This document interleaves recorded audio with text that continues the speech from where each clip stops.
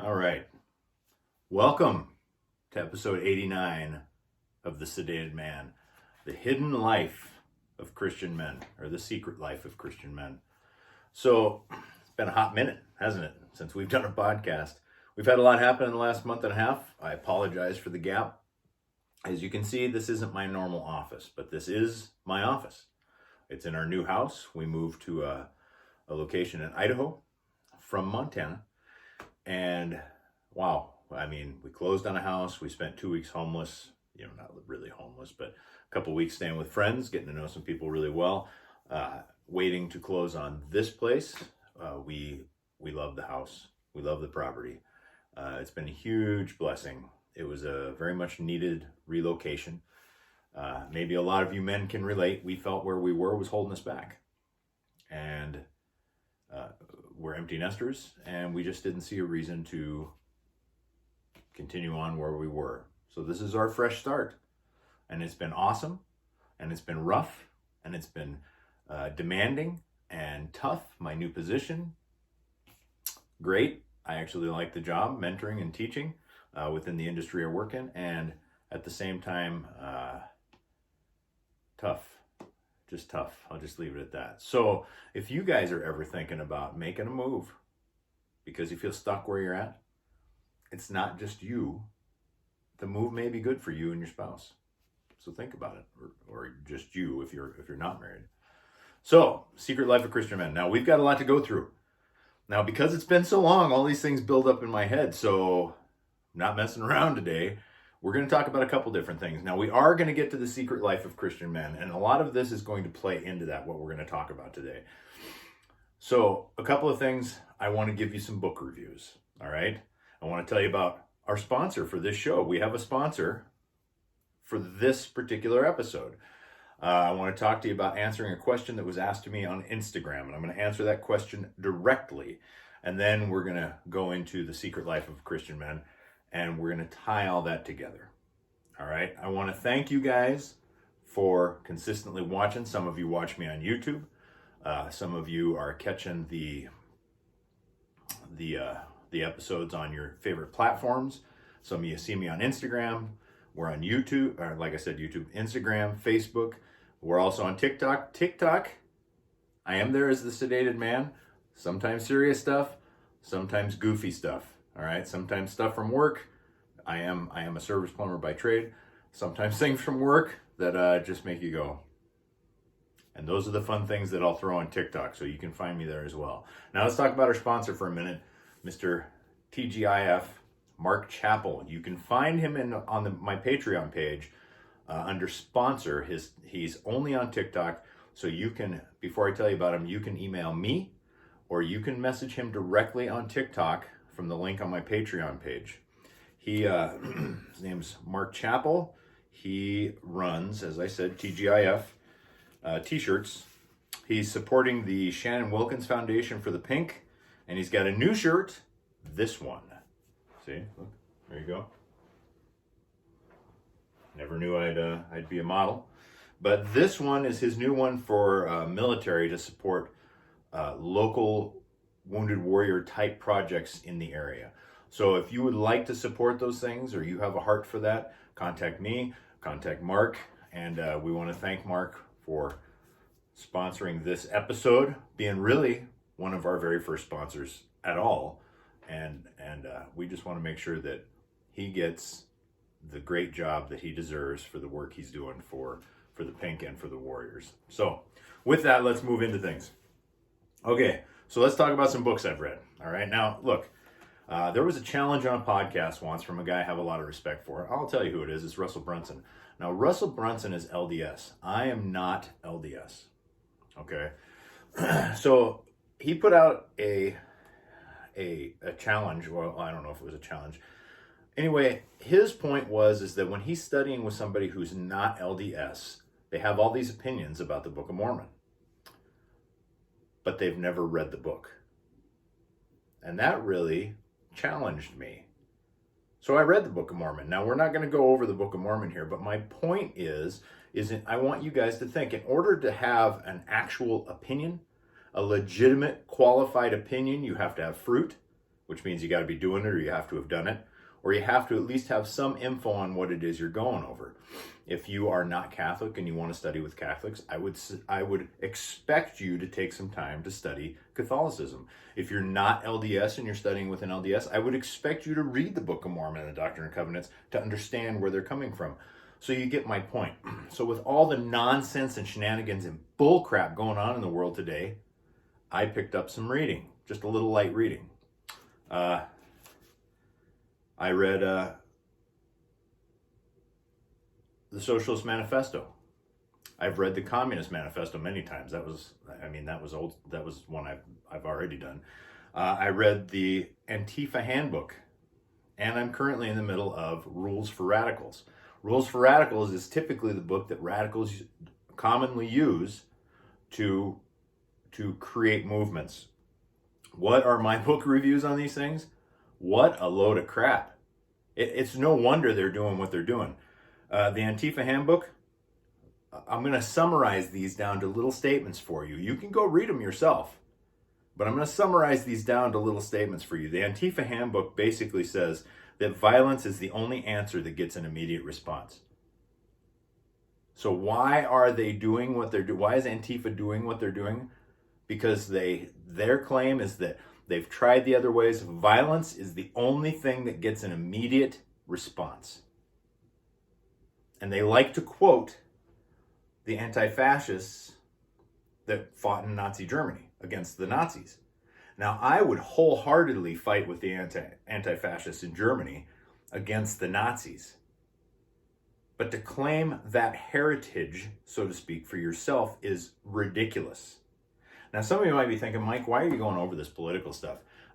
You, as a Christian man today, cannot get away from it. I do not let it rule my life, but it would be irresponsible for me to not be aware of what's going on and not at least have somewhat of a plan if I feel things are going south. But I bring this to you because this is at the forefront of what some of you may be trying to avoid it. If you ignore the problem, you become part of the problem. You have to deal with it, and we're going to get into why that is here a little bit. So I would encourage you, if you're just like, I don't want to hear this, I would encourage you to stick around. Stick around. You'll see where I'm going with this at the end, and it will make more sense, I promise. Okay, but Antifa, they want to compare themselves to the anti-fascists that fought against Nazi Germany. That is the biggest load of crap I have ever seen. This is why they've created the persona of Trump as Hitler. Read the book, the Antifa Handbook. This isn't the Antifa. These are just my notes. But the Antifa Handbook, violence is the only answer, okay? The Communist Manifesto obviously lays out the 10 tenets of ideal communism. And if you really go look at it, the U.S. has got more of those in place than you might think, and has for a long time.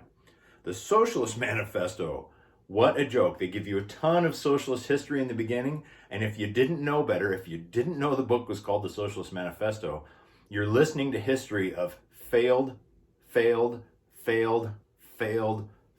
socialist governments.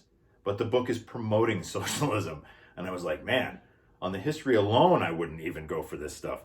But yeah, it makes you question, the history alone makes you question socialism, which is funny. The problem with socialism is that it depends on everyone doing their part. So socialism can only work if this guy's doing his job, this guy's doing his job, this guy's doing his job, this guy's doing his job, okay, on up the line. Now, I have been to Iraq, and Iraq, granted, is a third world country. There's a lot of socialist aspects in their government. And I can tell you exactly right now that when the food hits, when we were giving food, for example, to the Iraqis, that food started at the top down because we had to give it to an authority, and they were supposed to disperse the food accordingly. I can tell you for a fact, and I'm not going to go into the whys, the bulk of that food stayed at the top. And a little, if any, filtered further down. Why? Because you cannot depend on everybody to do their part. It's just not going to happen. That's why America has thrived as a capitalist society, because we are responsible for ourselves. Okay? But that is the whole premise. Everybody's got to do their part, and then it'll work. By the way, socialism needs the elimination of religion. Why? Because religion gets in the way of socialism. Now, if you have had, maybe you heard my last podcast, Socialism and Christianity, a primer. If you are still on the fence about socialism, go listen to it. Socialism has no place with God. None. None. Okay, rules for radicals. The whole idea is to create aggression where none is needed. As an example, the guy who wrote the book had information when he was helping organize a group for something. I'm not going to go into the what, go read the book. He had information that would have made what this community needed easy to attain. But because he felt he needed to organize the people together rather than just saying, hey, go talk to these people, and they already said it was cool, he went in with a group. He got them all riled up, went in with a group into this office and demanded that they allow this thing to happen within this neighborhood. And the stunned people were like, well, of course we will. He already knew that it was okay and that those people would approve it, but he had to create a scene in order to create this aggressive mentality that we can take what we want. We have the, okay, it's ridiculous.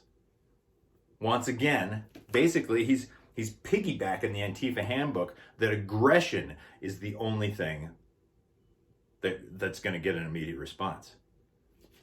When aggression was completely unnecessary by his own admission in this particular instance. So there's your book reviews. Rules for Radicals, Socialist Manifesto, Communist Manifesto. I've got a couple others in my queue that I'm going to listen to. I get a lot of windshield time, so I listen to Audible.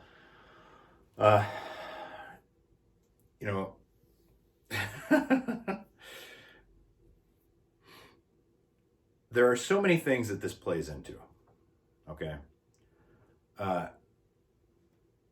The question I want to answer from Instagram moving forward was made by South Bay Tile. I believe it's his business. Now, I've got no beef with South Bay Tile. If you follow me on Instagram, I put an Instagram up the other day, and it had a picture of Kamala Harris and Biden on it, and the section of scripture I had was 1 Samuel 12:17. And it said, then you will know and see that your wickedness is great, which you have done in the sight of the Lord by asking for yourselves a king. This is when King Saul came in, okay, when Saul was made king. The interesting thing about it is the Lord was never happy about doing this. He consistently, if you go and read 1 Samuel, Samuel consistently told the Israelites, this is a bad idea. And they demanded it. And he warned him. He said, look, he's going to take your first daughters. He's going to take the best of your livestock. He's going to take the best of your fields. He's going to press you into service. They demanded it. I want a king. Now, what's my point here? Now, I know the bulk of the guys who listen to this podcast probably did not vote for Kamala and Biden. But understand that voting for them is no different than asking for a king. And some of you would say, well, what's the difference then with Trump?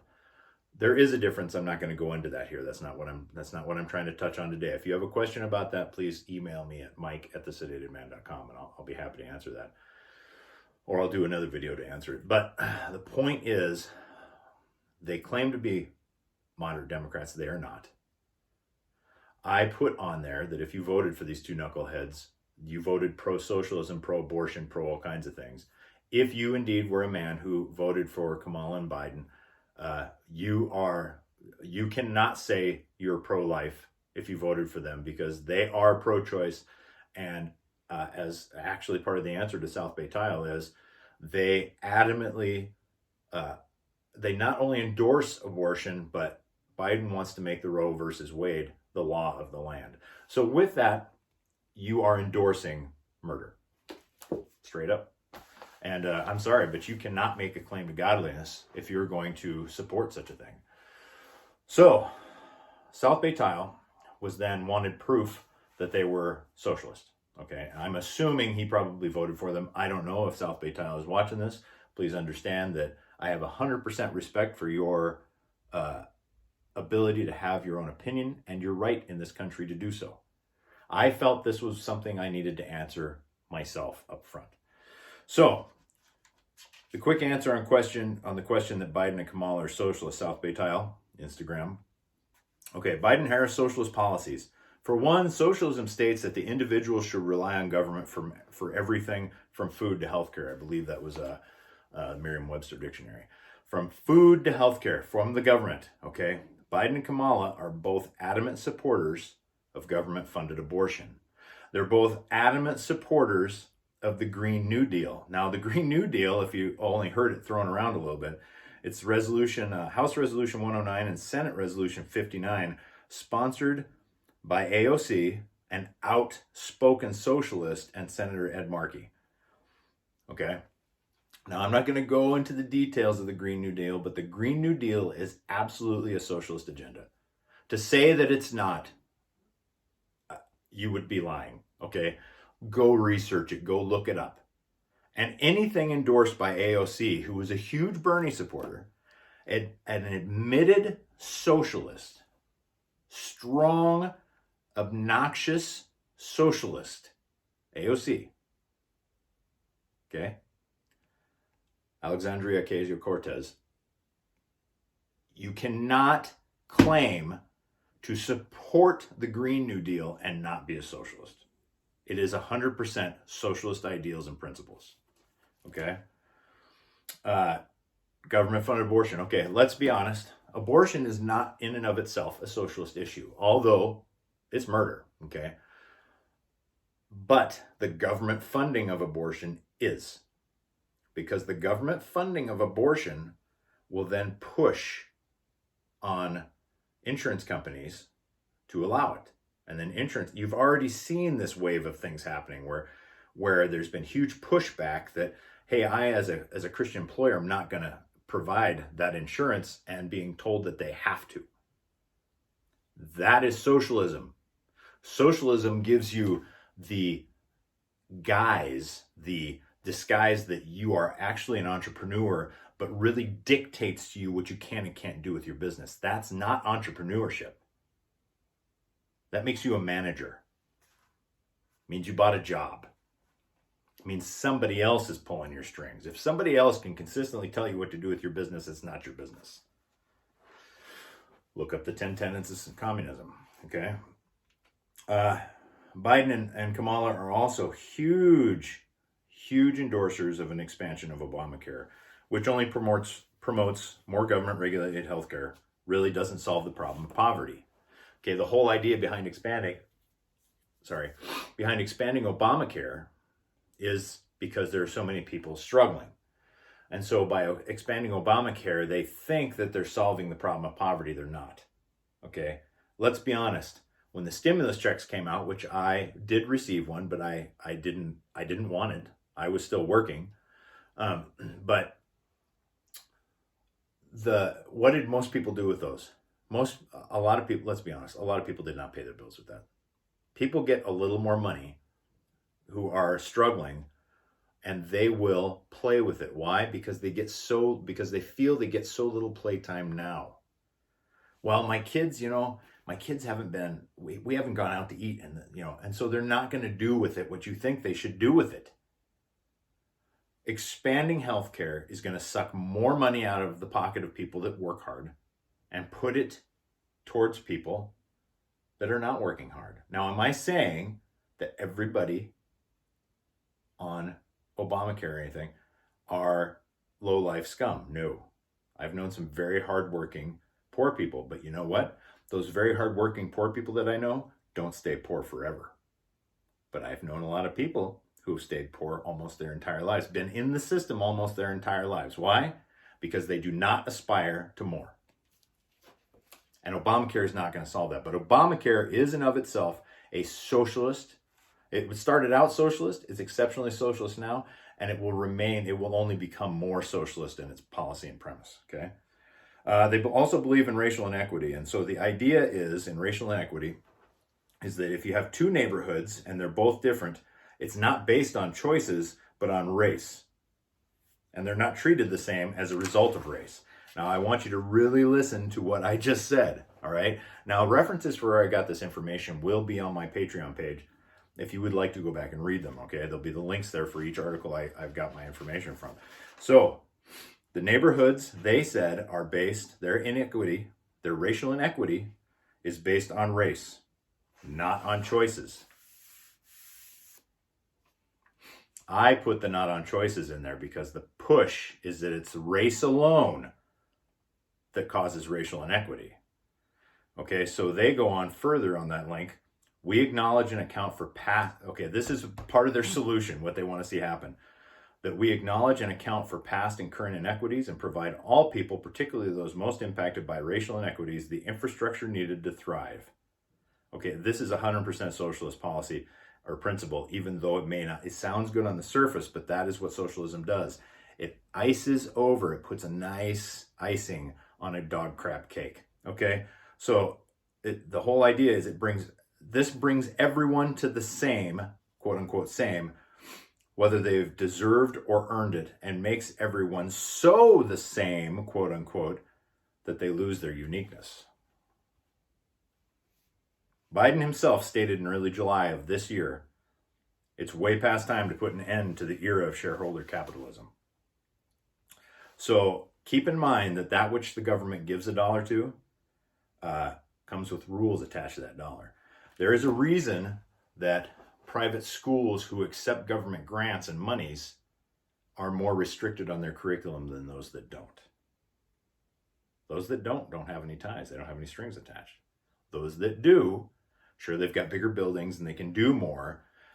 They're under the guise that they can do certain things, but in truth, accepting that money comes with conditions, and they're not just logistical conditions. Okay. So, South Bay Tile, there's your answer. I would encourage you, if you're here, to stick around. All right. So, things I want to talk about. Now we're into the secret life of Christian men. The secret life of Christian men. So, as men, there's this whole toxic masculinity movement going on, and we've talked about that, okay? Now, in Psalm 119, verse 114, it says, "You are my hiding place and my shield. I wait for your word." But we as men, that is to be our hiding place, the place that we go, our consolation, that place we can go when things are tough, but that's not what we do these days. We as Christian men are so attacked these days, so told that we're told we're racist, we're told that we're misogynist, we're told that we're narcissistic, we're told that we're Nazis, we're told, the list goes on, right? The beginning of 2020, you would have never heard any of this, but here we are. Okay, so where do men hide? Men hide in porn, they hide in social media, they hide in their marriages, okay? Every one of you guys knows the yes dear dude, right? Yes dear, yes dear. That guy's hiding in his marriage, all right? They hide in alcohol, they hide in politics, they hide as keyboard warriors. They hide and they don't thrive, okay? So what do I mean by that? I mean that you've got guys who may not be into hard porn, but will go through the swimsuit pictures on Instagram or on Facebook. And they'll go into things that on a browser, because everybody knows about deleting browser history now, they'll go into things that on a browser won't alert anybody that they're looking at something that they're struggling with. Okay, they may not be severe drinkers, they may not drink themselves stupid every night, but they have to have that drink to deal with their spouse, to deal with their job, to deal with. Okay, what are you reading? What are you looking at when nobody's looking at you? What is it you think that you're getting away with and thinking to yourself, I know, God knows, but I just need a mental break. I've been guilty of it. I'm not going to sit here and preach to the choir. Or I'm not going to sit here and preach at you and say that it's never happened to me. We hide. The yes dear guy, he's decided that fighting with his wife about it isn't worth it. Or he's been beat down by those around him. Or drugged down by other men who are the same way. I, for a long time, and my wife and I have talked about this at length, so this is nothing new. my wife and I for a long time, I have served my wife for many, many years. All right. We've been married 25 years, and I would serve my wife to the point where if I got birthday money, I would buy her something with it. If I had spare time, I didn't do the things I wanted to do. I did something that I knew she needed or that she needed done. Or now this was not because my wife was demanding. It was because I thought that's what I should be doing. And I can tell you right now, and she would agree, I was mistaken. I put so much into her, there was none of me. I was hiding. Why? Because there were so many things I didn't want to deal with. I had a bad upbringing. At 50 years old, I still struggle with things from childhood that I feel is ridiculous. I'm more emotional now than I've ever been. It's not like I go crying everywhere. I'm not saying that. I'm just saying I feel more. I still struggle with tears. I still can't quite get them out. But I can feel inside of me more now than I ever did before, which throws me off because I'm not used to it. It's not that I don't have a problem with feelings or men with feelings. That's my struggle. But maybe it's a struggle you have. And I was trying to hide that in my service to my wife and my family. I pursued a business when my boys were still in the house, and I was very successful at it for about 5 years. Something major happened. I had to sell it, and I've been struggling to get back to that place ever since.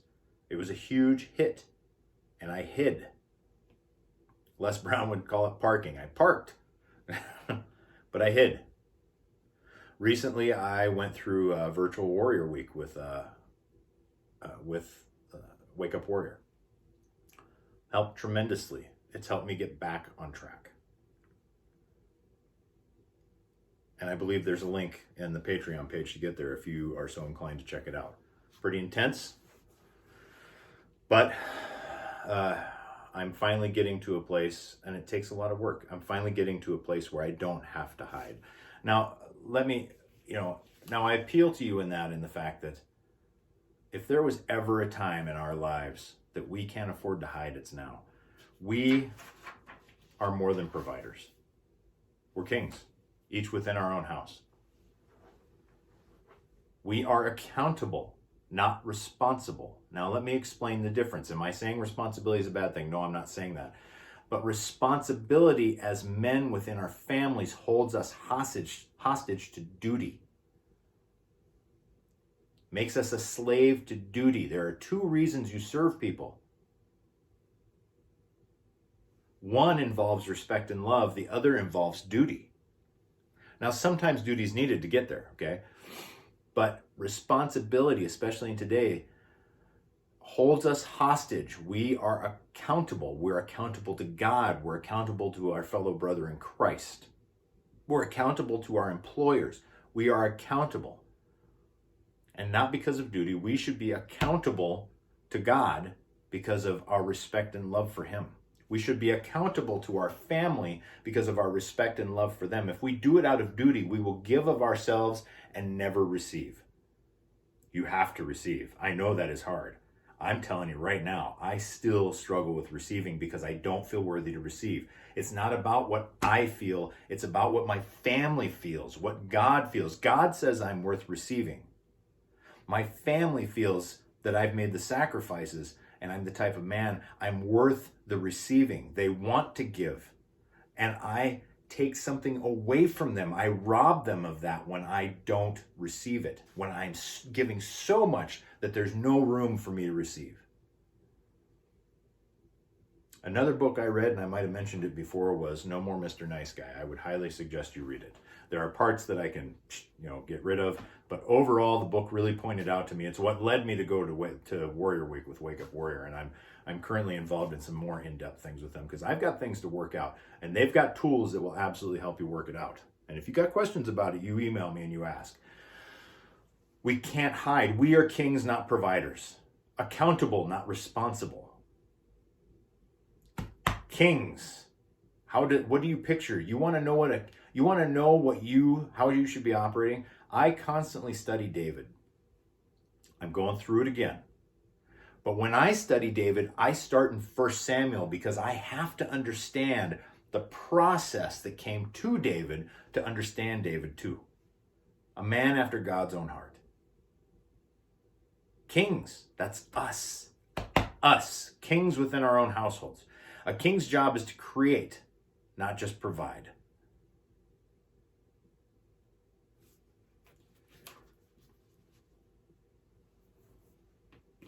There are so many things that we forget. When I first started this podcast, it was for my sons. And then, like a lot of podcasters, I got kind of wrapped up in the numbers and I decided to stop podcasting.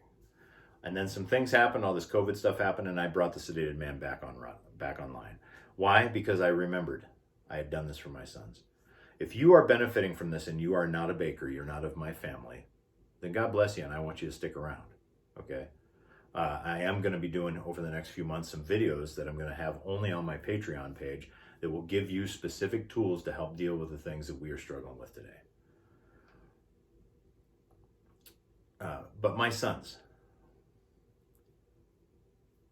I worry about their futures, not their financial futures, just their futures.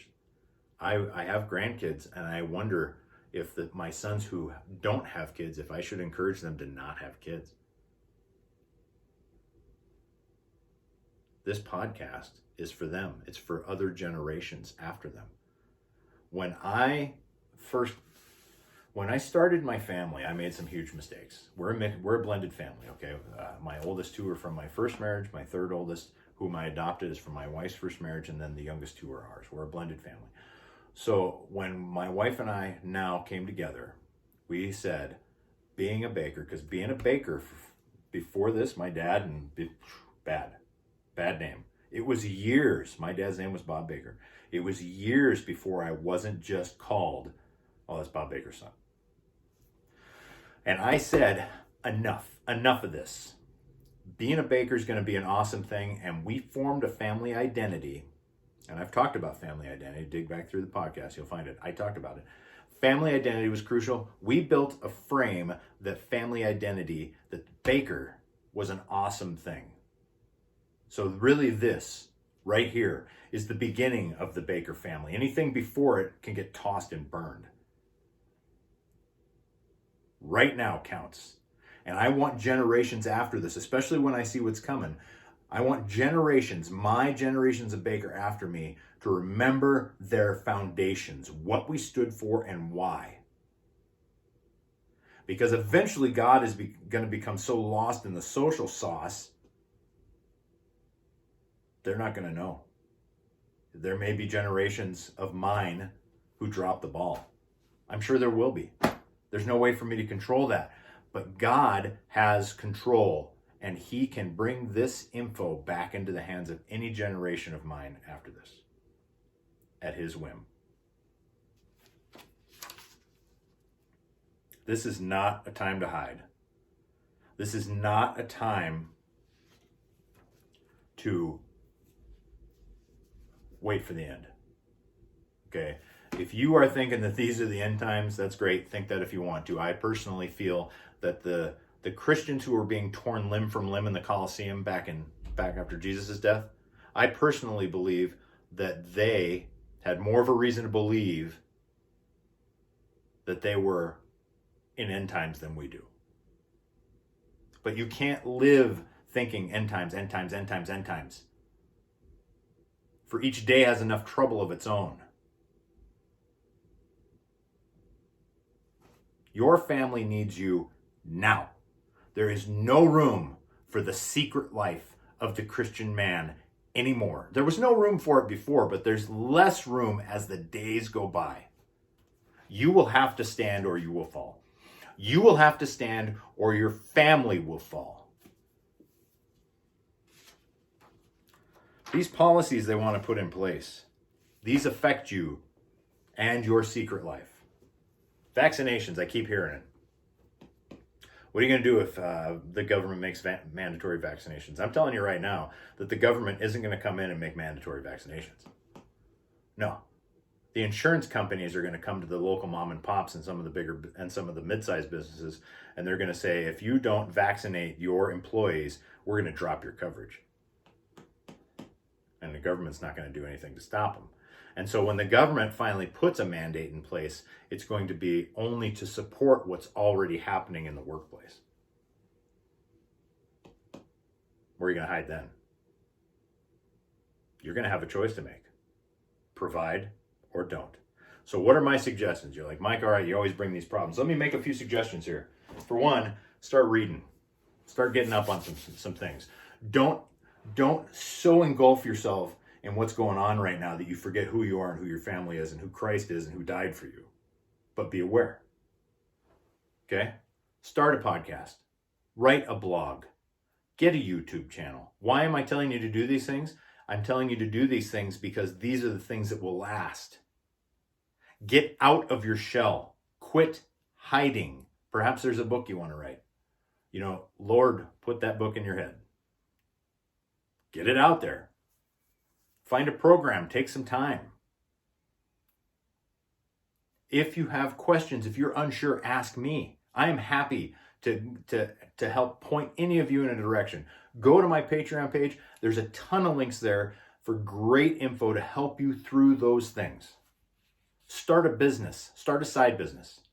Make it so that you no longer have to be reliant on any one employer or any employer at all. Learn a new skill. Become a remote worker. Learn a new skill. Start a business. Sell a t-shirt. I don't give a crap. Do something. Be a king. Create. Be accountable. Live by respect and honor and love, not just duty. Duty is always there. The others are there by choice. Quit hiding.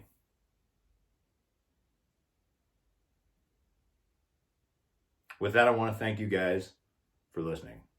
As I've said before, go to the Patreon page. It will have all the links to this episode, plus all the other episodes before. If I've got a bad link and there's something you need, please let me know. You can reach me at mike@thesedatedman.com. You can find us on YouTube. You can find us on Instagram. You can find us on Facebook. You can find us on Canund. You can find us on Parler. And you can find some funny stuff and some serious stuff on TikTok. Remember, I'm here for you. If my sons are watching this, I love you. Never forget. Baker out.